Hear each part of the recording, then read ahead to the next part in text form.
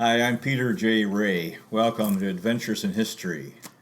Today's topic is Brent Lesheim, Renaissance Man, Part 9. Hello, Mr. Lesheim. Hey, Mr. Ray. Yeah, thanks for coming. Thank you for having me. Well, sure, it's a pleasure. Yeah. And today what we're planning to just sort of talk as friends. You know, Brent and I have been friends since 1986, and we haven't really planned. We get together and we excuse me, we talk and we have nice visits.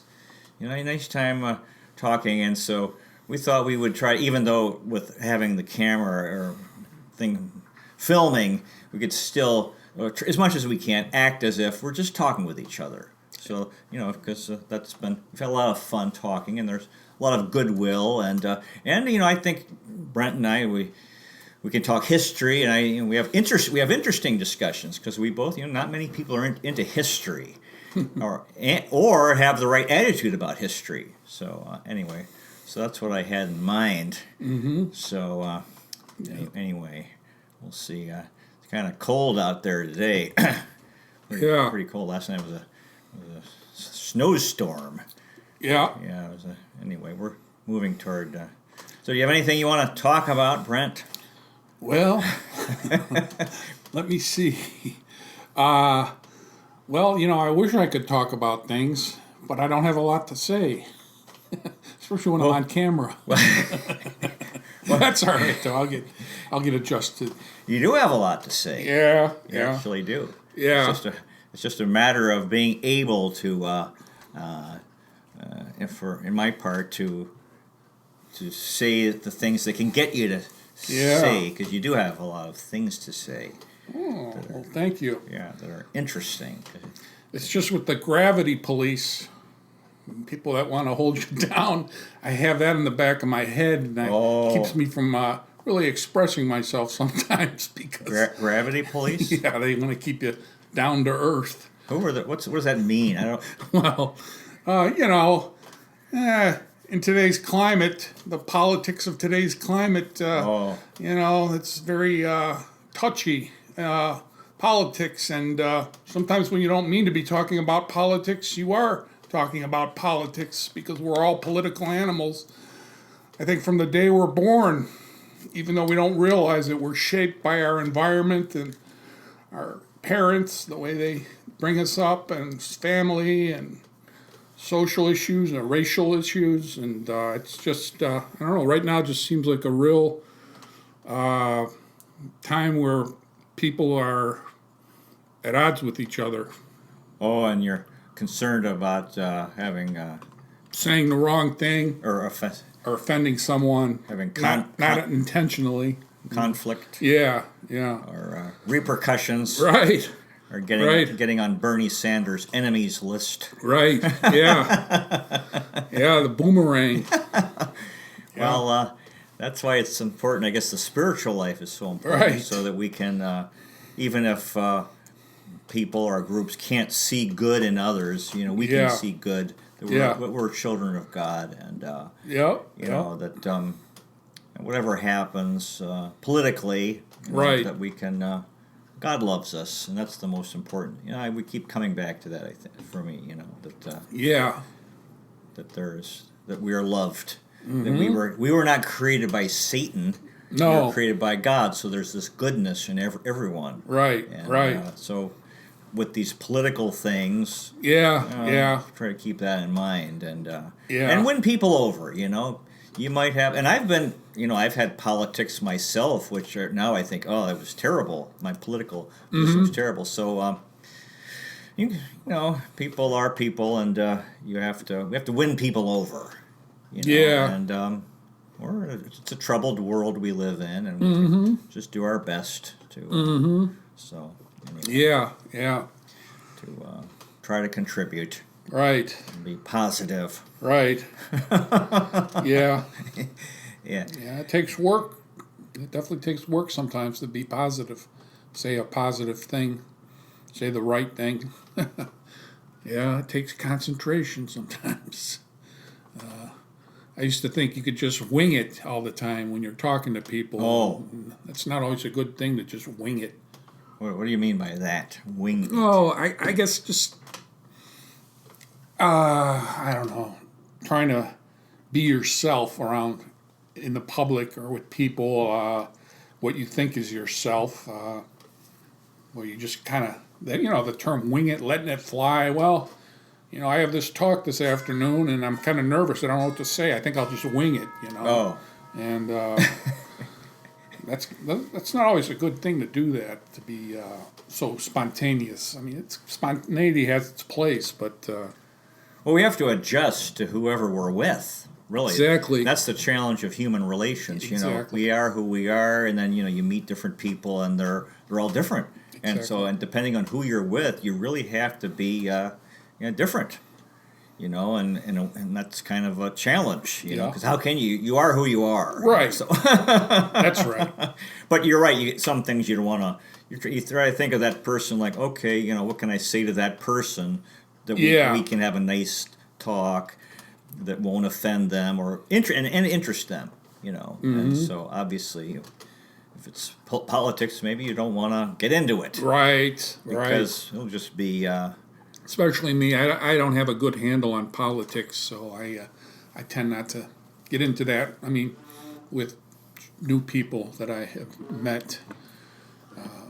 Well, the thing is important to me is important to be respectful, Yeah. let people. We all need to be heard. Yeah. And that's one of the things that people feel frustrated about. We don't listen to each other. I was watching the Democratic debate, and at one point there were like 3 people talking at once. We all want to be heard, but are we willing to listen? So if we can, even if you're talking to somebody you disagree with their politics, but if you can listen to them, Right. and just say, and you can Right. say, well, I disagree, and we can agree to disagree. Mm-hmm. We don't all need to think the same. And often people, that's what they seem to want.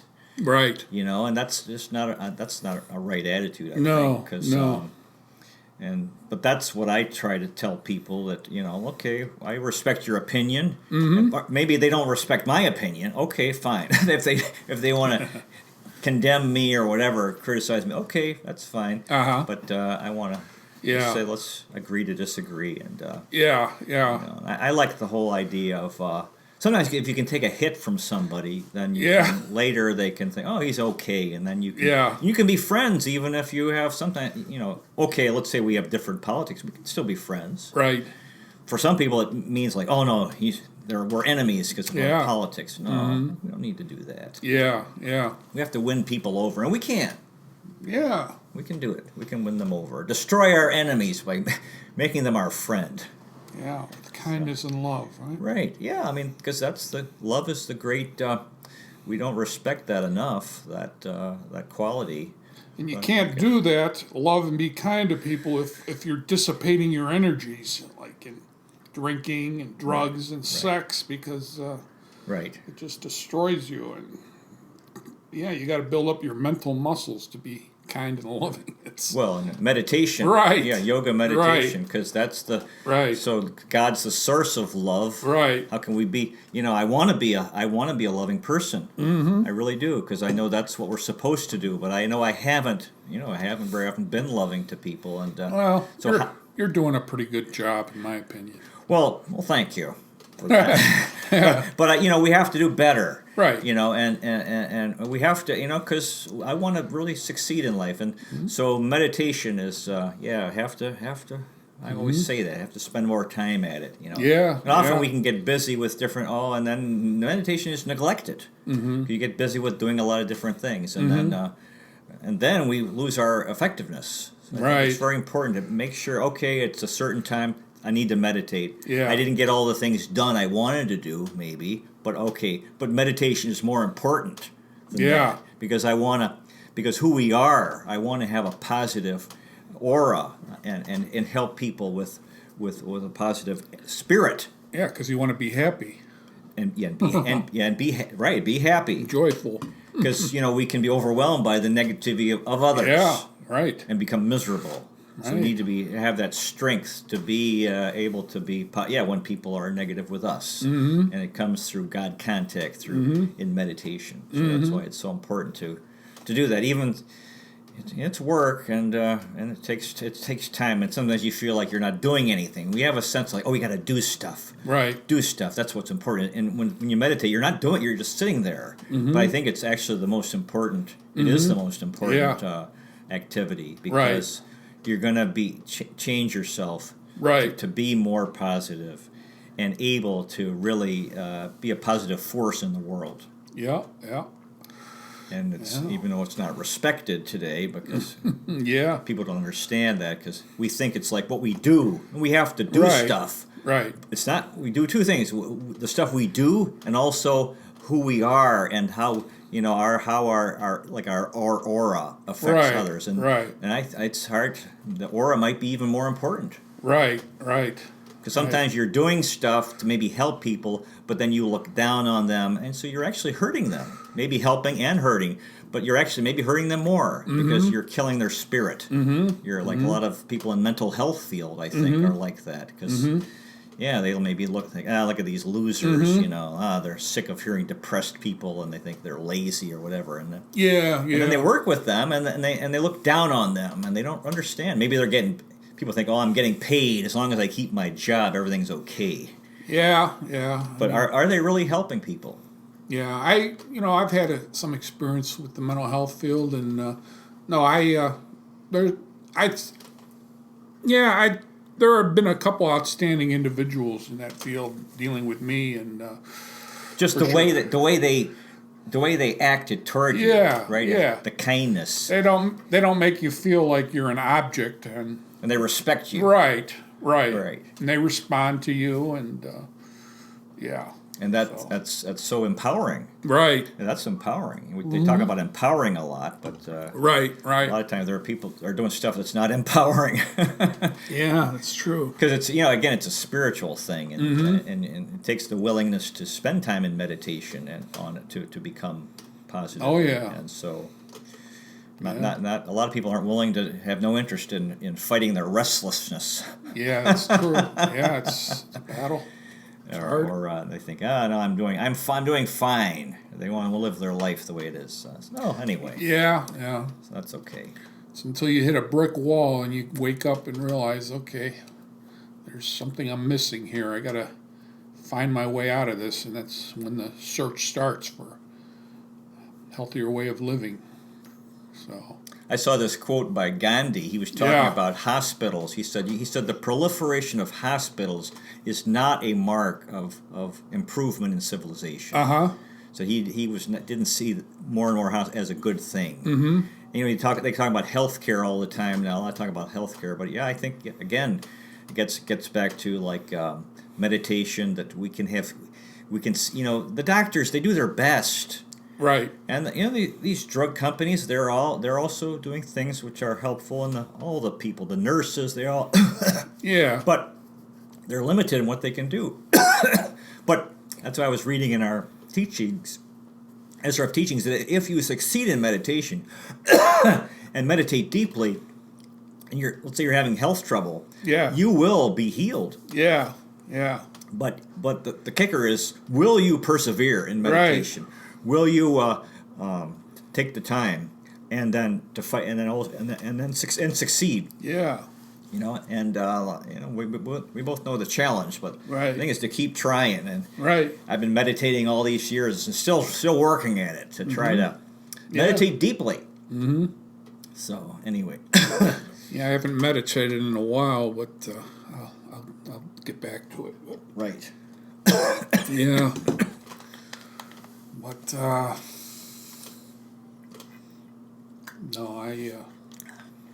life is interesting. It's just being a human being and having an awareness is something very interesting. Having awareness. Where does that come from? It comes from God, in my opinion, and I know that's your thought too. But it's a miracle. Yeah, like they say in SRF, that God created the world for our entertainment. Yeah. And that the spiritual life doesn't mean, you just renounce the world. But there is, and it is, all the different, like the birds and the trees and the sky and people and history. In my case, history, a lot of very interesting things to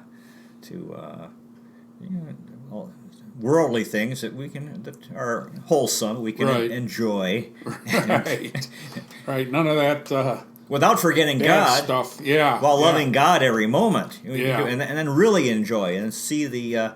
And that's why the spiritual life is so important. So we need to see good in other people, and that because that's God, and so without a conception of God, how can you see good in the world? It's imperative that we do that. I mean, because what else is there? There's like you can go, every day we're either moving forward or backward. So. Well, that's what to me is so wonderful because it's the reality that God exists, or I call God Divine Mother, and the Divine Mother loves us and wants us to be happy and is always trying to help us. And so we are not abandoned like Frankenstein's monster. We're here, and we just need to make more effort and to be aware of that. And then, when then we'll have security. People want security. They think security they think in terms of money, and it's not. But a sense of, if we can really strengthen our relationship with Divine Mother, then we can have this sense like everything is okay. Yeah. Even if whatever disasters come. Yeah. Because we all know they can come in our personal lives and whatever it is. But we could still be happy. Yeah. And whatever the situation is. You see these people in nursing homes. And most people don't want to think about the possibility of them being in that situation. They just won't think about it. But we all know it's possible. So it's a sort of a terrifying thought. Yeah. But with enough spirituality, you can be, let's say, in a nursing home and in a wheelchair, tough, and maybe not being treated well, but happy. To me, that's what I want to. That's to seek that state. Yeah. To be happy no matter what through strong spiritual life. Right. Because I'm tired of being miserable. Right. Yeah. And or be in a concentration camp and still be happy. Well, yeah. You study history, boy, it's terrifying the things that people went through. Yeah. But, also, there's inspiring. I know in the Gulag Archipelago, there were people there who developed great spirituality and really, they benefited from it. Right. This horrific situation, and the Holocaust too. Yeah, there were those. Not a lot. I mean, you don't hear a lot of stories like that, but there are some of people that retain their joy and appreciation for life even in those circumstances. But well, and the thing is, like they say, when hardships come, we don't like hardships, right? But they can help us because we all tend to have weak spiritual life. Right. Either maybe no spiritual life or relatively weak. Yeah. And so when hardships come, that can strengthen our spiritual life. Okay, I'm in trouble. I'm in a bad situation. I need help. And then that people, you go to people, they're like, oh, come on, they're busy. And right. Or like I used to say, when you're dying, we all want to be loved, but people are limited in how much they can love, and we all are. And I used to say, like, when people are dying, if you're dying, people will be nice to you, but you better die quick because they can't keep it up for very long. But the point is, who really does love us? And it's got, and so if that spiritual life develops, then and we can do it. God's doing His part. We haven't been doing our part. Right. And that's why we suffer. One of the quotes by the SRF nun, or the Guruji, talked to Divine Mother about suffering. Like, he said, this is terrible, the suffering in the world. You love all these people and they're suffering. It's terrible. And God said, I created this world for your entertainment, and you insist on taking it seriously. Yeah. And we haven't, God said, all right, I created this world for you. Go ahead. Yeah. Enjoy it, explore it, and so forth, but don't forget me. Yeah. And we did. Yeah. That's why history is so depressing, all the things people have done. But we're now moving into a higher age, and we and people in groups like SRF can, make effort to and win the battle of life. Right. And enjoy and really enjoy life. Because it is a battle, no doubt about it. Right. But like you said, we're destined to win it. Yeah, to me, that's what's. If you take that away, life is terrible. You know, if you take that the reality of God away, I mean, come on, we're all subject to all these things that can happen. Right. Sickness and financial troubles and old age. You know, you're driving a car, you don't know what's going to happen when you're driving, right? And, you might have a job, and people can die. Right. People die. I remember when I was a kid, my sister died. Yeah. And it's like, wow.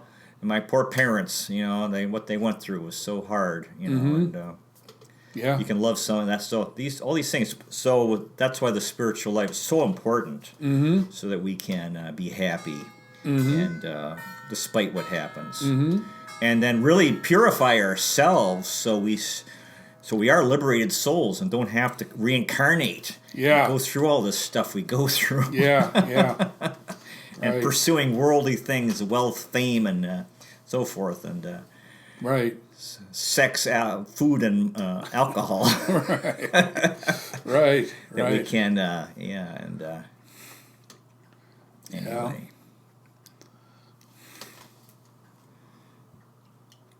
So, do you want to talk about that book you read in the Weimar Republic? Does that? I mean, it was an interesting book. I have a hard time giving a synopsis of it. I mean, basically, it was a period in Germany when democracy was at its strongest up until, that was the first flourishing of democracy really in Germany. I don't know if there was another time before that, but... So that was after the monarchy? Of King Wilhelm? I'm not sure. What was the royal family in Germany? Kaiser? The Kaiser? Yeah, Kaiser Wilhelm, yeah. What was the royal family in Germany? You remember? Wilhelmina, Germany? I don't know. Because, the Hohenzollerns, was it the Hohenzollerns? I think, or the Habsburgs, or the Hohenzollerns. Maybe it was the Hohenzollerns. Habsburgs, I think, were Austria, right? Prussia, Austria, wasn't it? Weren't they? I don't know, but... No, it was an interesting book. For some reason, I'm interested in that period, because my dad was born in Germany and my mom was born in Latvia, which was not too far from Hamburg, Germany, where my dad was born. So I know my dad, he was born in 1929, so he was born just as there was about 6 years left in the Weimar era, but... I'm definitely, I don't know, maybe I lived during that time or something, but in a past life, but I don't know, it's just interesting because there was so much energy there, and the book constantly reiterated that there was no consensus politically, culturally, amongst the population. There were so many different groups that were trying to express themselves, and so it was just interesting to read about that. And so that's between the German king and Adolf Hitler. Right. So it was like 18 years of democracy. Yeah. Now, the divisions in Germany, were they based on, did it have anything to do with its different states? Was it different political ideology? A lot of leftist stuff, right? Yeah, a lot of leftists, the Nazis, and it was just a lot of artistic freedom, and I think our art definitely flourished during the period, like painting and theater, like the Bertolt Brecht, and I think he was a communist. I'm not sure, but. He's definitely had an influence on theater, modern theater, and even today people reference him. But I don't know. It just really interested me. I just found it fascinating. The Bauhaus movement, where they developed modern architecture, a lot of it exists today. Where now they've gone over the top with it, where they built these tall skyscrapers or apartment buildings, and they look pretty boring and cold. But that's where that developed in Germany, the Bauhaus movement. Did they give a background before that? You said it was very divided. Was Germany divided before, but there was... Germany, before that time, was very authoritarian, and the Weimar Republic went up against that authoritarianism. So it's like all of a sudden people had freedom, Right, and so they were just expressing it, doing Right. stuff before they couldn't do stuff. right, Okay, right. and they were just sort of experimenting in different things, and Yeah, and they were disillusioned with traditional things, so yeah, trying exactly. new things Exactly. because of the suffering from the First World War. But yeah, the church, though, the Catholic and Lutheran Church, were very against the Weimar way of thinking, and Oh, they wanted a monarchy? yeah, I think they identified with the monarchy more than what was going on in Weimar, because they were just worried that the country was going to fall apart. Oh, because of the leftists. Yeah, They thought the yeah. rise of communism in Germany during the Weimar. Right, They right. were worried about because it was atheist. Yeah, I mean, there were some, like I said, it was a wide spectrum. You know, there were some people who were very spiritual, and there were other people who didn't believe in God. I mean, it was just a wide open field of all sorts of interests. So, and the traditionalists were they couldn't take it. They just thought Germany was splintering and falling apart. They didn't have any direction or what to believe in, but Right, right. yeah. What's Weimar? Is that a town? Is it a city? Yeah, that's interesting question. I can't really say. I don't know what that is right now, where it came from, but Well, it's not, and that period is not really respected very much, right? They look back like, the Weimar Republic. It's like they were. yeah, It's not really. I think among artists, it is respected. Yeah, yeah, and maybe some philosophers too. Well, I guess Hitler was always saying stuff against Oh it. yeah, Hitler hated it. Yeah, yeah, and Right.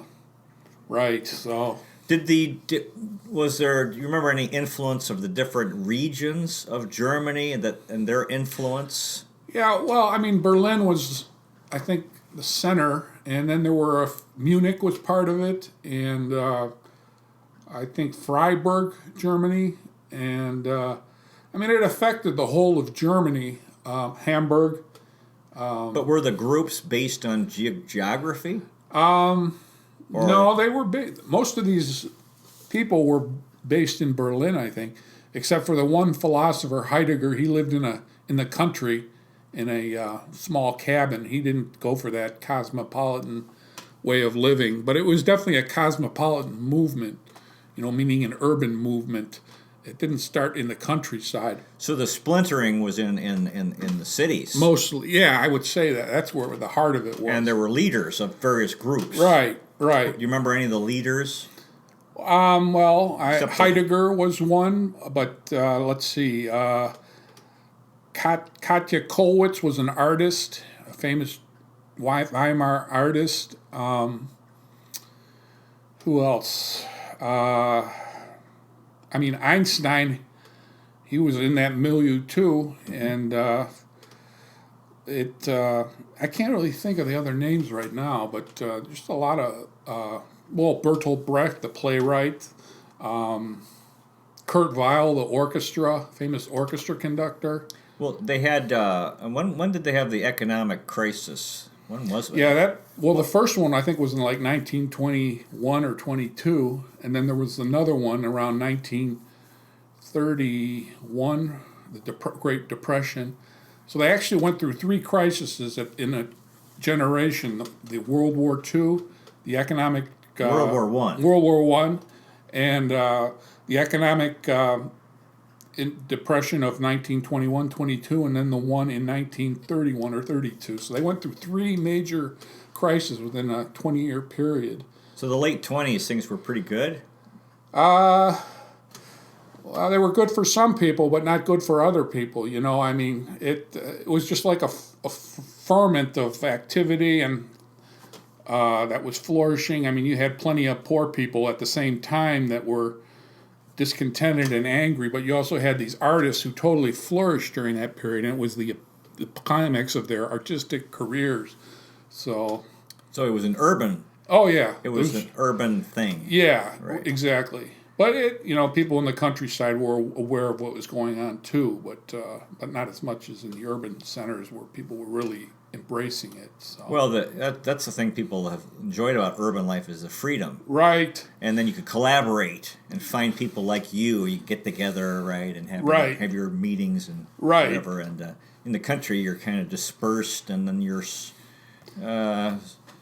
repressed by tradition and but in the country there's tradition, there's more cohesion amongst the population, I think, whereas in the city everyone's kind of anonymous too in a way, they're just they get rootless, lonely, and then they find their group that they get involved in, and but you mentioned earlier before we started filming this that was there a decadence to it? And there was some decadence to it. I mean, this was a time during the liberation they liberated, worshipped the physical body, and there was a movement towards a lot of nudism and stuff like that, because before that time Germany was very it was almost too constrictive, and people lived in very, very bad environments. The homes were very dark for the most part and claustrophobic, and people human relations weren't as open. But and then it moved to this sort of worship of the physical form, and that was a big part of the artistic movement of Weimar too, expressing that. And nude beaches. I think that's when the nude beaches started and all that. Yeah. Okay. Yeah. My dad talked about that. He said one time he and his friend were camping on a beach in a tent, and these people were outside his tent, and he opened up, and there was like several nude people talking and standing around. And my father said he was like he was surprised. But so this, you could say in a sense that we're still in the world is in the Weimar Republic today. Exactly. So everything's there's so many different things going on. That we're in this. There's this freedom and creativity, but also conflict and degeneration, a lot going on. And I guess maybe that was a precursor of these times. But the creativity is pretty good, right? You like that part? Yeah, that's what I liked about it, the creativity, the openness of expression and breaking away from constricting values that were just too constrictive and very authoritarian. Like, we're going to do it this way, and this is the German way. Weimar was against that. Well, I think that's sort of the progression of the human race, because we in the past people were controlled more, and then we've moved into a new world where there's more freedom, and then often people, when they have freedom, they do the wrong thing, they indulge in all the bad things, and there are real serious problems for society, for the world, like violence and alcoholism, mental illness, and so forth. But and sooner or later. But the thing is, we need freedom, but then sooner or later we have to do what's right because we want to do it. Right. They talk about legalization of marijuana, and I'm very much against marijuana because of what I went through with it. Right. But I think that maybe we should legalize it because, people have to stop smoking marijuana because they don't want to do it. Mm-hmm. Mm-hmm. You can't. If people are going to do it, they're going to do it, and so you pass these laws. So maybe, I don't need a law against marijuana for me not to smoke. And people, I guess we all learn the hard way through indulging in evil. Right. Before we think, oh my God, this is terrible. Maybe in the past people were limited in what they could do, so they had to live a certain way, and they didn't have the freedom to live an evil life. Right. And now they want to. And then maybe they need to do that. Mm-hmm. And think, oh no, I don't. Okay, I did that. I'm tired of that. Right. And now I want to get on the right road in life. Right. So maybe that's what it is. Yeah. So it's pretty interesting. Yeah. In a way, that Weimar Republic was, it was maybe an experiment, a step. Yeah. Well, there was freedom. Right. Freedom for German people who, like you said, they were repressed people, and, the Hausfraus and and the brutal the kindergarten, tyrannical father. Yeah, and that whole the culture of being being hard on kids and life being hard and kind of dull and Yeah, I think kids really suffered before that time. They had to do what they were told by their parents, and yeah. that's pretty interesting. Yeah, I'm glad. It sounds like a good book you read. That. Yeah. Yeah. So. Have you seen a good movie lately? I can't, not right now. I don't. Nothing comes to mind. There is a movie I want to see that was coming out in the theater. It was about this German man. I think he lived in Bavaria. I think he was a clergyman, but he went up against the Nazis during World War II, and he suffered for it. I want to see that. I forget what it's called though, but that's definitely. I have a definite interest, awareness of Germany in my mind for most of my life. My dad being from there, and so I don't know. That's always sort of my interest has always kind of gravitated towards the German culture. What's interesting is the people who opposed the Nazis, and you can see how it was such a tough situation to be in. Yeah. You could go, and most people went along with it because they were afraid, and they didn't want to lose everything. You can't blame them for that. Yeah, right. Who wants to lose everything? Right. Nobody. No. And the price of going against the Nazis could be loss of everything. Right. Loss of your life, loss Right. of your, and so, but there were people who did that. Yeah. And you think, wow, amazing. Mm-hmm. And you think the people who cooperated with the Nazis, they had to live with themselves. Right. So that was hard. Right. Right, all the years that passed later, and so each side it was a tough, very tough. Yeah. But at least the people who got killed for fighting them, you believe in eternal life. But Yeah. but then you think, oh my God, especially if they have little kids, Right. and Right. you want to live your life with your family, and then they couldn't because they died. Yeah. Von Stauffenberg, Right. he had a couple little kids. Yeah. Yeah. I watched that movie recently too. Tom Cruise. Right. Yeah, wonderful. Yeah, Yeah. incredible movie. And that's one of my favorites because especially the end where it talks about how all the places named after him in Germany, that he's a national hero today. It's wonderful. So that even though he failed he failed. See, we have to change our ideas of success and failure. You think, oh, he failed. Right. But actually, no, he succeeded. He did. Because you did that. When you do what's right, you're gonna succeed. That's success. He was an angel who died for his beliefs, for the right thing. That's inspiring because you Yeah. wonder, like, wow, what would I do if I were in that situation? And, Yeah. So it's really Yeah. amazing the things that people. That's the thing I like in history. That Yeah. inspiring stories of people, of brave people who Right. did the right thing and paid a high praise, but they did the right thing because most people are just don't. They don't want to. Like I said, they don't want to lose everything. Who would want to do that? Yeah, Come on, yeah. it's just Right. you could hardly expect that from anyone. Right. But people do it. Right. Right. Any other books you've read recently? that you wanna- Well, I mean, I'm still have to get through this book about the Russian super mafia. I haven't finished that yet. I bought it. It interested me. I kind of lost my interest in it. That's why I haven't finished it. But I got to finish that. That's another scary thing. But That's current, right? Mm-hmm. Okay. yeah.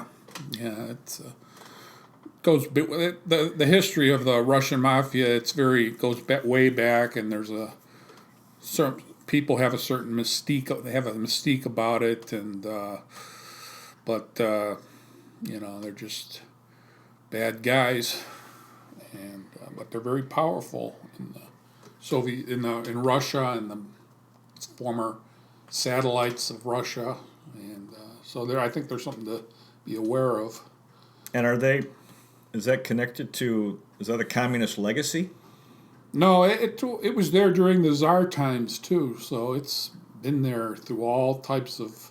Were they in the communist government? The Yeah, Soviet- some of them were. Yeah, but so. how's your art? Have you been painting? You paint Yeah. every Friday, right? Yeah, yeah. And you continue to. Right. What are you working on now? Well, I'm working on three things actually. A painting about this big, and a smaller painting about this big, and then I got this mannequin head made out of styrofoam, like they use in department stores, and I'm painting the face and everything, designs, weird designs on the face, and I still have to finish that. But You got that at Far West? Yeah. They brought out a mannequin head for you to paint? yeah, That's funny. yeah, they have like 7 of them in the closet, and Kind of scary. it can be, yeah, yeah. Never heard of that. You probably never did that before. No, I never did that. No, Huh. but Interesting. yeah, it's just something to do, something to paint, and it's kind of different. I mean, I know it's been done many times before, but it catches people's attention when they walk into your living room and see a mannequin head there on the floor with painted. You have it at home? Yeah, right now I Oh. do. I got to finish it though, so Oh, next time bring it over. Yeah. I'd like to see it. yeah. What does it look like? Oh, I got all these lines drawn in different colors and Like an American Indian? sort of, yeah, sort of. It is like that. You're right, because that's I was thinking about that, trying to make that image come through, but Like a totem pole. sort of, yeah. He's like a warrior. Yeah. And you've been swimming. Yeah, swimming. Yeah, right. You Right. enjoy that. Yeah. You go every day? Yeah, I go usually every day. How long are you in the water? Oh, I'd say for 45 minutes to an hour. Swimming. Well, yeah, just swimming, floating around, wading around, walking around the pool, going underwater. I got goggles Yeah. so I can see, and You enjoy that. yeah. That's good. And sometimes there's pebbles on the bottom, and I pick them up so people don't step on them when they're in there. I wonder how they got there. Well, they have there's a floor around the pool, and it's made out of Oh. pebbles that are glued to this board, and sometimes these pebbles come loose and go into the pool. So when you step on them, it kind of hurts. So. And you've been seeing your friends? Yep, my friends. The depression group? Yeah, Having a yeah, good time with them? yeah. I really like going to that depression group. I mean, it's I think it's really done wonders for me. Goodwill? Exactly. Brotherhood? Yeah, sometimes I feel like I get kind of carried away in there. Oh. Like I'm the man or something. you talk now a lot. Sometimes. Good. And then I go home and I think, what did I say that for? Stupid. No, but how do they react to your... No, people laugh, and I mean, we all, you go in there and you just find there's a certain level of the fear factor's taken away as far as being in a group of people, and I mean, you got to get to know each other a little before you start to open up more. But I'm starting to open up more, and What do you say? well, like Tuesday was Fat Tuesday, and I don't know if you've heard of these like donuts that they give out on Fat Tuesday. Right. They're called pashkis. Yeah. Yeah. And I go, did everyone have their pashki today? And people go, oh yeah, I had mine, and just stuff like that. And there's another guy. He's a real funny guy. He tells jokes all the time, and he likes to do play on words, where he can take disparate words that kind of mean opposite things and bring them together and then they express a funny idea or something, and it's pretty good. I have a pretty good time talking with him because we kind of play on words with each other. But yeah, so I look forward to it. It's definitely. Do you talk about the Weimar Republic? I haven't yet. Weimar, right? Yeah, Weimar. Weimar, yeah. Come on. Yeah. Get your pronunciation. Weimar, right? I know I said Weimar. For those who aren't in the know, yeah, it's Weimar. So it's Wolfgang. Wolfgang. Wolfgang Amadeus Mozart. Right. Wolfgang, not Wolfgang. Yeah, not Wolf. Yeah. So this guy you have a banter with this guy. Yeah. Like he'll say duck and you'll say crow, or what? Is that how you do it? You guys? Yeah, he'll say, I don't know, he'll talk about, He just does puns, a lot of puns on words. And you react. Yeah, I think he's entertaining, and that's his shtick. He likes to tell jokes, and I tell him, "Oh, you're a funny guy," and he likes that. What's his name? Mike. How long has he been going? Oh, I think he's been going at least 10 years. 10 years? Yeah. Oh. Yeah, and he's also a very good chess player. You haven't told me about him before. Well, yeah. I don't remember. I might have, I didn't mention him specifically, but no, I've gotten to know him more, and he's a good person, so. Oh, okay. Yeah, he's, he does, I like him because he's pretty clean. What else do you, when you get carried away, what might you be talking about? You might talk for like 5-10 minutes? No, nothing. Just make little comments here and there to keep the thing going, to help keep the mood going. Keep the conversation going. Right. Okay. Yeah. To try to get somebody else to talk. Right, exactly. To try to ignite something. That's good. To be a agent provocateur. So. That's what I like to do with you, right? To get right, you to talk. right. And you're doing the same thing to get people who are quiet, get them talking. Yeah, yeah. And it works. Yeah, exactly. Yeah, yeah. Because a lot of these quiet people, other people don't try to get them to talk. They just say, they leave them alone or whatever. But they'll talk if somebody can say the right thing to open them up, help them open up. That's good. Yeah. So that's really nice. Yeah. You're doing that. Well, I'm not the only one. I mean, there are other people in the group who like to talk. Right. So, So it works both ways. I mean, I wouldn't keep going back unless I felt a benefit from it, and usually when I'm there, I feel pretty good. So.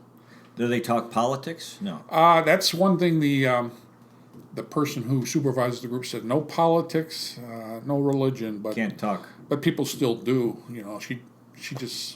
She can't enforce it, but that's what she wishes people wouldn't talk about that. So people bring up Donald Trump. Oh yeah, Bernie Sanders. Yeah, right, exactly. But it doesn't last for too long because. Are they all anti-Donald Trump? No, I wouldn't say all of them. Maybe most of them are. Do they have disagreements or political arguments? I imagine they have because of the statement that we shouldn't talk about politics was made. So that probably before I went there, people did. But and you've been going to the Latvian church. Yeah. Every Sunday. Yeah. And you enjoy the service? Well, I don't understand most of it, being in Latvian, so, but, no, it's okay. It's okay. I don't like it as much as going to Far West Center, but it's okay. I just go because my mom goes there and I take her there. How about the fellowship afterward? Do you like that? I don't enjoy myself too much because they speak in Latvian with each other, so I don't understand a lot, but some people try to make me feel welcome there, They come up to me and shake my hand. Do you have anything coming up that you're anticipating this year? It's well, I know my birthday's coming up. Oh, March 26th. So, yeah, I wonder if I'll get a birthday card from somebody. But have to mark it down. I haven't been very good about That's your okay. birthday. That's okay. I'm not good with birthdays either. But, do you have any trips planned? No, I do not. Okay, and so, but your sister and brother might be coming to town. Oh yeah, my sister said she'll come around my birthday time. Lolita. Yeah. Mm-hmm. You'll have a good time with her. Yep. Yeah. Anything you're planning to do in the Cleveland area? Nothing that I'm planning to do. Things I would like to do. I'd like to go to the art museum again. Right. Sometime and stuff like that. Maybe the Natural History Museum. Okay. And so the car museum. Probably go to Browns game and. That's a little bit more far-fetched for me. What were we talking about doing? You and me? Go to Pelee Island? Well, we did that once. That would be an interesting excursion again, but I think we would need another person or a couple more people to go with us to really get things going there. I did a video on William Henry Harrison and got into the Chillicothe, Ohio has the Tecumseh Festival or whatever, and it's this outdoor play. and I had one of my friends says, "Oh, Peter, you need to go to this sometime." And because I'm kind of intrigued by Tecumseh, he's pretty interesting, and that's a long trip. South of Columbus, Chillicothe. Okay. But what else were we trying? Were we planning anything around here that we never did? We talked about doing the Maltz Museum. Oh well, yeah, I went. Yeah, I went. That was really because of you. You brought it up, and you haven't gone yet. No. I'd like to go to League Park. Yeah. Which is they have a museum there, and they have most of the grandstand is gone, but you can there's a field. I think it's AstroTurf. It's where the Indians played. Yeah, right. And where they won the 1920 World Series. That spot. So that's pretty cool place to go to. Yeah, I don't think I've ever been there. Yeah, I ran into a guy at Panera. He said he was born right near League Park, and he's in his 90s or something, or 80s. But yeah. I used to want to go to the Coliseum area where walk around. That's the rubble. Yeah, well, I wanted to do. I haven't done that. That's something I wanted to do. And yeah. What else was? Well, anyway, anything else we need to talk about, Brent? Well, you would like to talk about? I can't think of anything right now. I mean, if this tape ran for 24 hours, I would find something to talk about again. Yeah, I mean, I don't know. Life is good. Good. Yeah. Oh, wonderful. Yeah. So shall we wrap it up? Sure. Well, anyway, thanks for Mr. Lesheim for coming, and I appreciate it. That was a nice, nice to talk. And dear viewer, thanks so much for watching. I really appreciate it. God bless you. Take care. And I'll see you next time.